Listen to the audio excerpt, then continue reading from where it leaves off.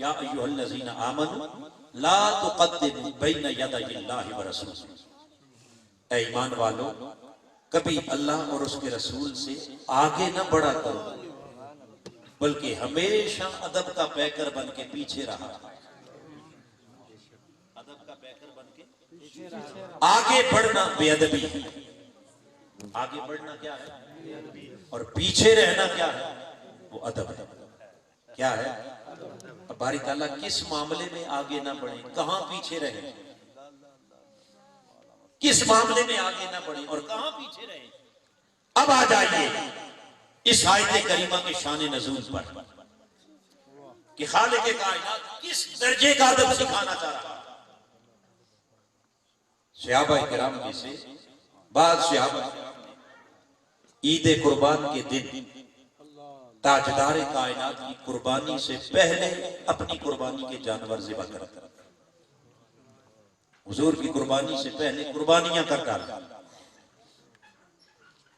साफ जाहिर है कि मदीना के रहने वाले रिहायशी तो नहीं थे, दूर दराज कस्बों में, देहातों में, डेरों पर रहने वाले, जहां ईद की नमाज पर वाजिब नहीं।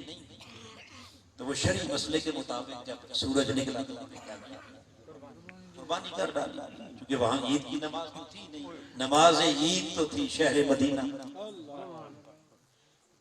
अब अपनी तरफ से उन्होंने कोई गलत बोलिए, काम किसके लिए किया? अल्लाह के। कुर्बानी किसके लिए की? अल्लाह की रजा के लिए। मगर कुर्बानियां करके जब हुजूर की बारगाह में सलाम अर्ज करने आए, तो सलाम अर्ज करने आए तो पता चला कि उनकी कुर्बानियां तो हुजूर की कुर्बानी से पहले ज़िबा हो गई। बस जब इतनी बात की खबर हुई तो रब ने उसी लम्हे जिब्राइल अमीन को भेज दिया। किसे भेजा? और कहा जिब्राइल जाके मेरे हबीब से कह दो कि अपने गुलामों से कह दें ला तुक़द्दिमू बैन यदयिल्लाहि व रसूलिही, ऐ ईमान वालो खबरदार अल्लाह और उसके रसूल से आगे ना आगे ना बढ़ा करो। और साथ ये भी कह दो कि जो कुर्बानी के जानवर ज़िबा करके आए हो वो तुम्हारी कुर्बानी कबूल ही नहीं, मेरे हबीब की कुर्बानी के बाद फिर जाकर अपनी कुर्बानी का जानवर। अब जो बात समझने वाली है वो ये, कुर्बानी क्या है? अल्लाह की इबादत। बोलिए ना, कुर्बानी क्या है? अल्लाह की इबादत, अल्लाह के करीब करने वाला अमल, कुर्बे खुदा अदा करने वाला अमल। और की किसके लिए? अल्लाह के लिए। अब वो जो पहले जानवर ज़िबा किए उन्होंने यकीनन ताजदार कायनात की बेअदबी के इरादे से ऐसा नहीं किया। और जिनसे कुरान खिताब कर रहा है वो बेअदब नहीं थे, वो तो हुजूर के आशिक थे। बोलिए ना, आशिक थे, दीवाने थे मेरे आका के। वहां बेअदबी का कोई तसव्वुर, बोलिए, बेअदबी का कोई तसव्वुर नहीं। वो पैकराने अदब थे। बारी ताला वजह क्या है कि बेअदबी का तो वहां शायबा ही नहीं, वो सब अदब के पैकर हैं। रब्बे कायनात ने कहा बिलाशुबा मैं भी जानता हूं कि इन्होंने जो किया मेरे यार की बेअदबी में नहीं, इन्होंने तो मेरी रजा के लिए किया, मगर मैं तो कयामत तक के लिए टेंट सेट करना चाहता हूं। मैं कयामत तक एक उसूल बयान करना चाह रहा हूं, और वो उसूल ये है कि लोगों मेरी इबादत के मामले में भी मुस्तफा के अदब को नजरअंदाज करना ये मेरी बारगाह में हरगिज गवारा नहीं। मेरी इबादत पीछे रहती है तो रह जाए, मगर यार ये अदब में मामूली सी भी फर्क आने। नाराए तकबीर, नाराए रिसालत, अज़मत और शान मुस्तफा सरकार की आमद, अंठार की आमद, लजपाल की आमद। नाराए हैदरी, हैदरी, हैदरी।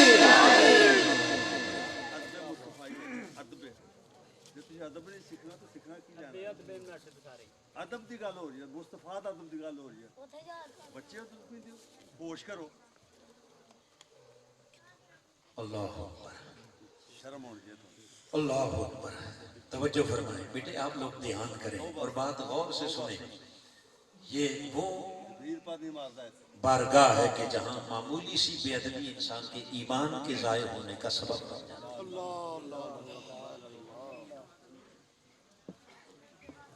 तो मैं ये अर्ज कर रहा था कि अल्लाह पाक ने यानी कुर्बानियां रद्द कर दी, कुर्बानियां क्या कर दी। अब यहां उन्होंने बेअदबी नहीं की, सिर्फ जाहिरन उस अमल को हुजूर के अमल से पहले कर डाला, अमल को हुजूर के अमल से बोलिए पहले कर डाला। रब्बे कायनात को ये पहल भी पसंद नहीं आई, ये आगे बढ़ना पसंद। इस पर कुरान की आयत आई, ला तुकद्दिम, खबरदार कयामत तक किसी मामले में मेरे यार से आगे न बढ़ना। जब कुर्बानी पहले करने वालों की कबूल नहीं तो फिर जिंदगी के बाकी मामलात में हुजूर से आगे निकलने की कोशिश करना, पहल करना और अदब रसूल को मलूज़े खातिर न रखना। फरमाया ये किसी कीमत पर भी अल्लाह की बारगाह में कबूल। सो रब्बे कायनात की बारगाह में जो सबसे मुकद्दम शय है वो हुजूर की बारगाह का अदब है। क्या है? आइए कितना मुकद्दम है। ये तो कुरान ने एक उसूल दे दिया। क्या दे दिया? उसूल दे दिया। सूरह हुजुरात में भी उसूल दे दिया कि अल्लाह की इबादत बाद में है, हुजूर का अदब। और सूरह फतह के अंदर भी वही उसूल दिया कि अल्लाह की इबादत बाद में है, हुजूर का अदब फिर बोलिए पहले है। आइए कुरान के दिए हुए इस उसूल को ताजदार कायनात की सीरत में देखते हैं। और जिनसे कुरान ने खिताब किया अव्वलीन मुखातिबीन कौन थे? बोलिए सहाबाए किराम रिदवानुल्लाहि ताला अलैहिम अजमाइन। अब आ जाइए उन सहाबा से पूछते हैं कि जिन्हें कुरान ने मुखातिब करके कहा था कि लोगों मेरे महबूब का अदब पहले करना, मेरी इबादत बाद में करना।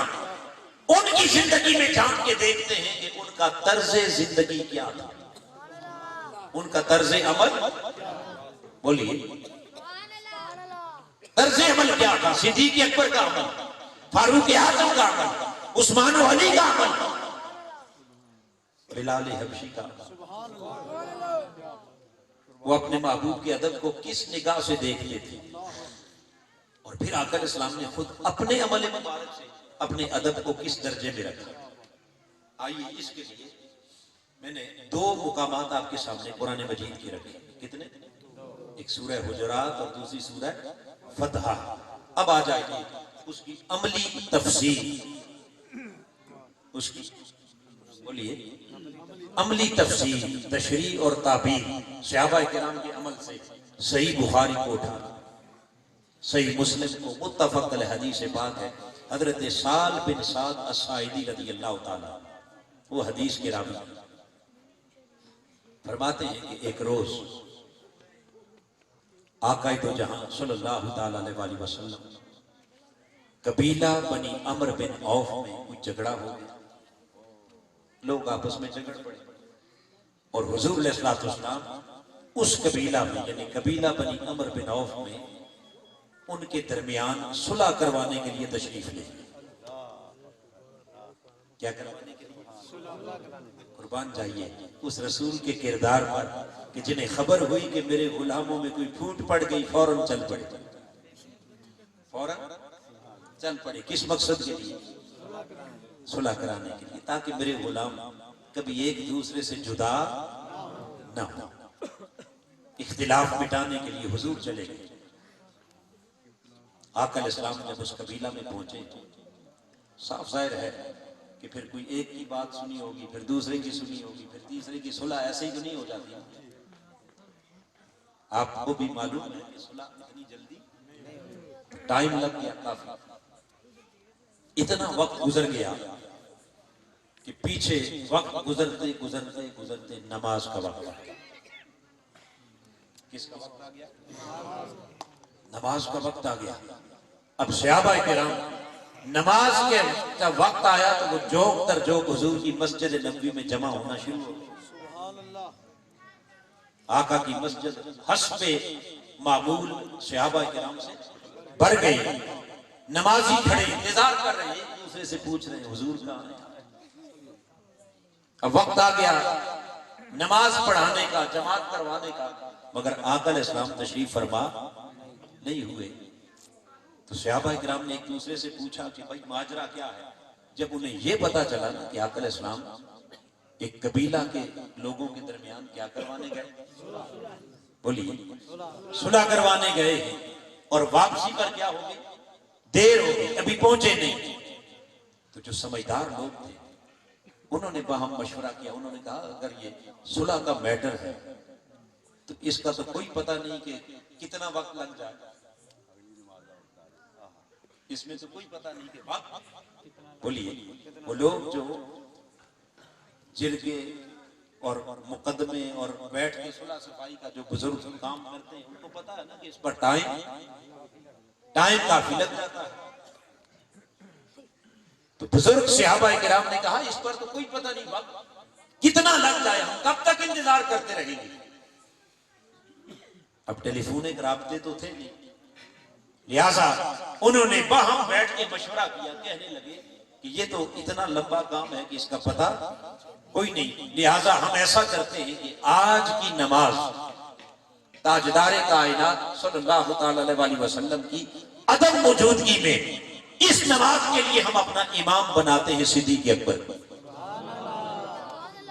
किसे इमाम बनाते हैं, बोलिए हजरत सैयदना सिद्दीक़ अकबर को। अब ये सहाबा किराम की अपनी मुशावरत है। बड़ी खास बात कहने लगा हूं, ये मेरे आका का हुक्म नहीं था। हाँ, आखिरी जिंदगी में हुजूर ने जाके हुक्म भी दिया था। जब आप बीमारी की वजह से नहीं आ सके तो फरमाया था मुरू अबा बकर अन युसल्ली बिन्नास, मेरी तरफ से जाके अबू बकर से कहो मेरे मुसल्ले पर खड़े होकर नमाज पढ़ा। अब रसूल के हुक्म के खिलाफ तो किसी की मजाल नहीं, वो तो सर आंखों पर है। मगर यहां अभी रसूल का हुक्म तो नहीं आया, रसूल का हुक्म तो नहीं आया। रसूल तो किसी दूसरे कबीले में गए हुए हैं। अब मस्जिद में मौजूद नमाजी सहाबा किराम, उसमें किबार सहाबा भी हैं, बड़ी उम्र के भी हैं, छोटी उम्र के भी हैं। तो सबकी बाहमी मुशावरत से जिसकी इमामत पर सबका इत्तेफाक हुआ, बगैर हुक्म रसूल के आपस में मशवरा करके सहाबा जिसकी इमामत पर पहली बार मेरे आका के बाद मुत्तफिक हुए, उसका नाम सिद्दीक़ अकबर है। कौन है? सैयदना सिद्दीक़ अकबर रज़ी अल्लाह ताला। ये है शान उस यारे गारे मुस्तफा। सबने अर्ज की अबू बकर सिद्दीक आप मुसल्ला इमामत पर खड़े हो, हम आपके पीछे नमाज पढ़ते। बस अल्लाह पाक के कुछ फैसले होते हैं, कुछ उमूर ऐसे होते हैं कि उसने अपनी मखलूक की इस्लाह और अपनी मखलूक की रहनुमाई के लिए कुछ न कुछ असबाब बनाने होते हैं। सिद्दीक अकबर से रिक्वेस्ट की गई, आप मुसल्ले पर तशरीफ ले गए। सहाबा पीछे सफ दर सफ खड़े हैं, नमाज शुरू हुई। बोलिए नमाज। हदीस के लफ्ज से हम सुफूफन फी सलात, वो सफ दर सफ नमाज के अंदर खड़े हैं, नमाज पढ़ी जा रही है। इधर नमाज पढ़ना शुरू हुए, उधर हुजूर की आमद हो, उधर हुजूर की आमद हो गई। मेरे आका तशरीफ ले आए। जब आप मस्जिद के दरवाजे पर पहुंचे और आखिरी सफ वालों को खबर मिली कि हुजूर आ चुके हैं, कौन आ चुके हैं, बोलिए हुजूर आ चुके हैं, तो आखिरी सफ वालों ने चाहा हम अगलों को इतला करें, आगे वालों को इतला करें कि हुजूर आ गए हैं। अब इतला कैसे करें, ये अमर बड़ा काबिल गौर है। इतला करें कैसे, खड़े नमाज में हैं, अब नमाज में बोल तो सकते नहीं, जब बोल नहीं सकते तो कैसे इतला करें। उन्होंने कहा कि अगलों को इतला करने के लिए उन्होंने यूं नमाज पढ़ते हुए उल्टे हाथ पे हाथ मार के ताली बजाई। मठा मठा भाई आराम से सख्ती नहीं, सख्ती नहीं बेटे, तवज्जो करें। उन्होंने उल्टे हाथ पर क्या किया, हाथ मारकर क्या बजाई, ताली बजाई, ताकि अगलों को पता चल जाए कि पीछे हुजूर आ गए। जब आखिरी सफ वालों की ताली बजी तो अगलों को इतला हो गई। जब उनको पता चला तो उन्होंने कहा हम आगे इतला करें। उन्होंने भी ऐसे हाथ पे हाथ मारा, फिर अगलों ने मारा, फिर अगलों ने मारा। इस तरह आखिरी सफ से लेकर पहली सफ तक हदीस के लफ्ज से कि मेरे आका की सारी मस्जिद सहाबाए किराम की तालियों से गूंजने लगी। जब आवाज पैदा हुई, अब ये तो अमल सहाबाए किराम का, इनका है सहाबाए किराम का।